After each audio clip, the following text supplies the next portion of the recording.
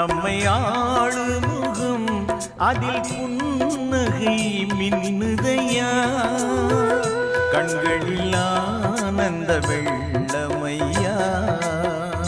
கண்களில் ஆனந்த வெள்ளமையா அவன் ஆறுமுகம்